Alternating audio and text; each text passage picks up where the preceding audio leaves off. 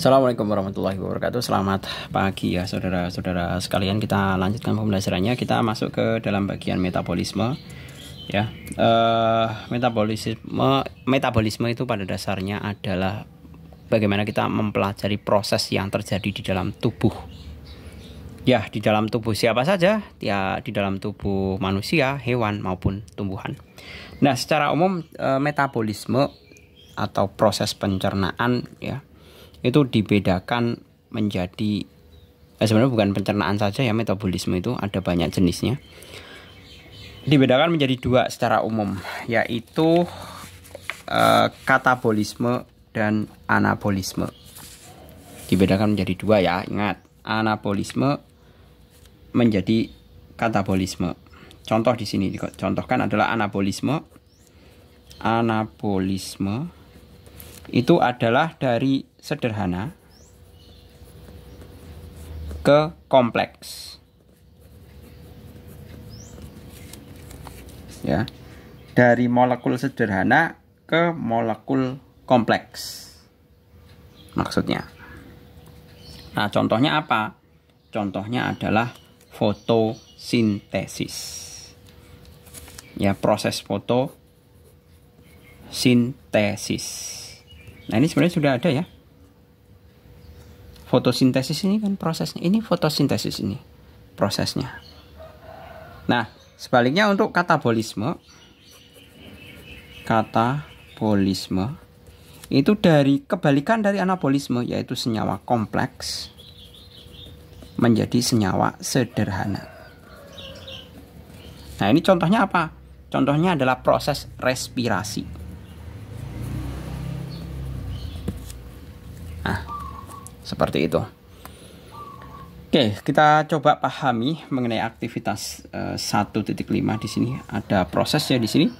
6 CO2 ditambah 6 H2O dengan energi foton. Energi foton itu maksudnya energi cahaya ya. Akan menghasilkan glukosa ditambah dengan oksigen. Nah, ini adalah proses fotosintesis. Nah, sebaliknya untuk yang B, reaksinya adalah penguraian dari glukosa ditambah atau karbohidrat ya, ditambah dengan O2. Nah, ini O2-nya sebagai pembakar nih. Ya, sebagai pembakaran.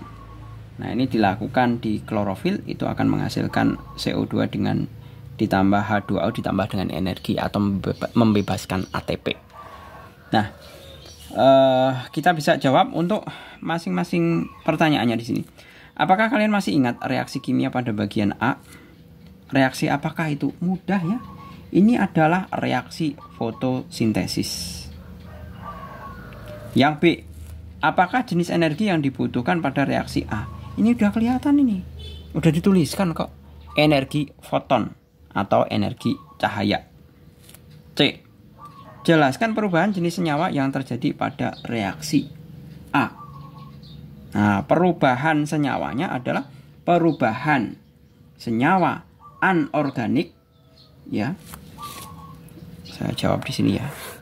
Yang bagian C. Perubahan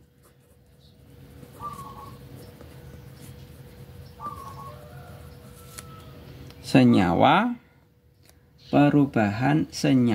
anorganik.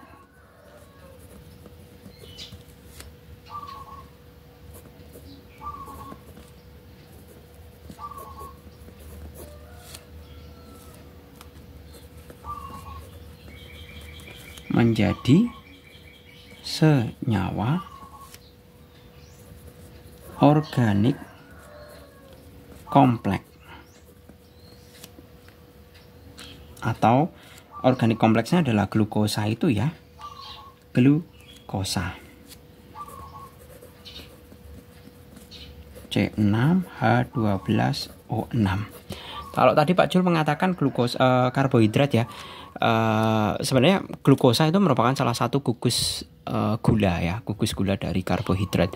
Jadi saking banyaknya ya karbohidrat itu gugus gula ya, banyak sekali jenisnya. Ada fruktosa, galaktosa, maltosa, sukrosa. Kalau ini glukosa ya. Jadi ini sama-sama karbohidrat atau senyawa yang mengandung gula. Nah, itu Kemudian pertanyaan selanjutnya adalah yang mana ini? Yang C. Apakah kalian masih ingat reaksi kimia pada bagian B? Bagian B ini jelas adalah reaksi kalau kita pakai karbohidrat atau pakai glukosa ditambah dengan O2 itu kan untuk pembakaran. Itu adalah reaksi respirasi atau pernapasan. Buktinya apa? Dia juga menghasilkan energi. Ini dihasilkan ATP, energi. Itu pasti proses pernapasan. Kemudian yang E, apakah jenis energi yang dihasilkan pada reaksi B? Jelas ya tadi energi kimia. Ya.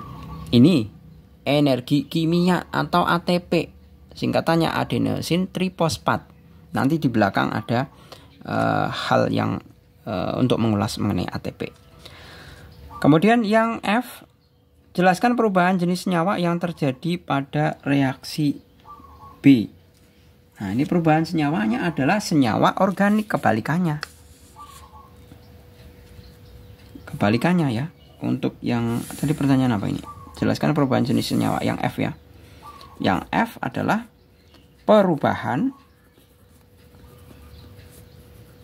senyawa organik kompleks. Senyawa organik kompleks yaitu glukosa C6H12O6 menjadi senyawa anorganik.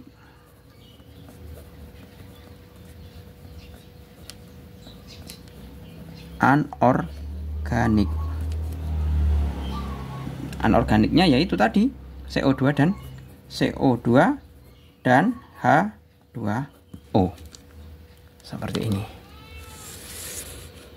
Sajikan hasil diskusi kalian dalam bentuk PowerPoint, itu saya rasa bisa ya. Saya yakin kalian bisa. Ya semoga saja besok Pak Jul diberikan waktu ya bisa mendesain mengenai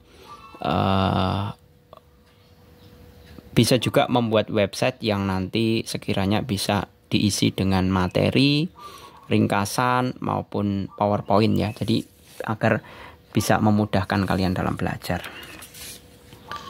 Ya semoga saja lah. Kemudian masih dalam konteks metabolisme, tapi dalam hal ini kita akan membahas mengenai perbedaan antara anabolisme dan katabolisme ya. Yang pertama, saya tuliskan di sini ya, anabolisme.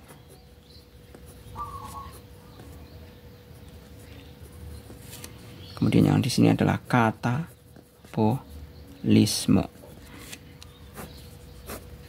Nah, ini yang pertama adalah bahan.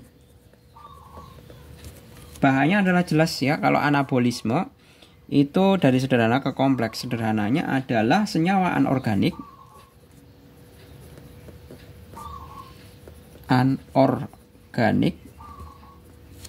Yaitu CO2 dan H2O. Kalau yang di sini adalah senyawa organik.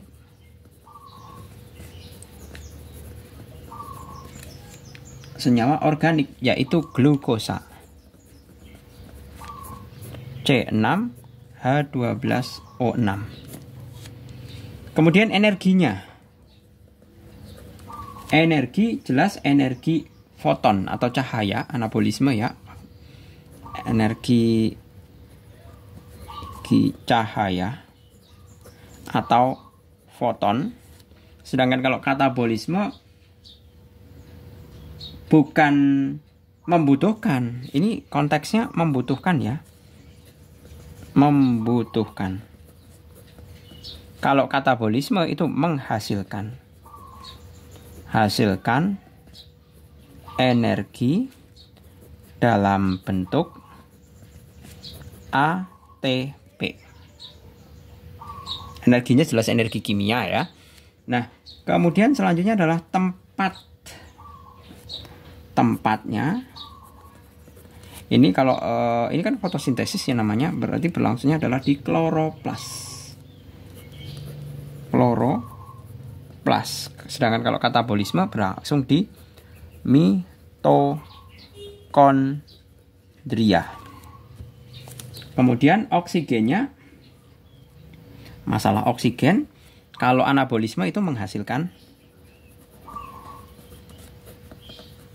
oksigen, Kalau katabolisme membutuhkan oksigen. Nah, kemudian masalah hasilnya, hasil adalah senyawa organik,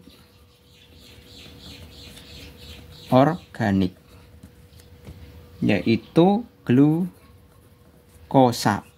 C6H12O6. Nah, kebalikannya kalau katabolisme itu senyawa anorganik.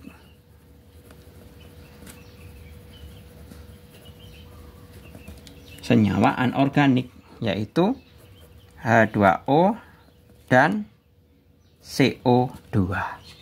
Seperti ini. Gitu ya, saya rasa cukup ya. Bagaimana kita membahas mengenai anabolisme dan katabolisme, mengenai perbedaan dan juga mengenai bagaimana reaksi tersebut berlangsung. Semoga bermanfaat. Terima kasih. Selamat pagi. Assalamualaikum warahmatullahi wabarakatuh.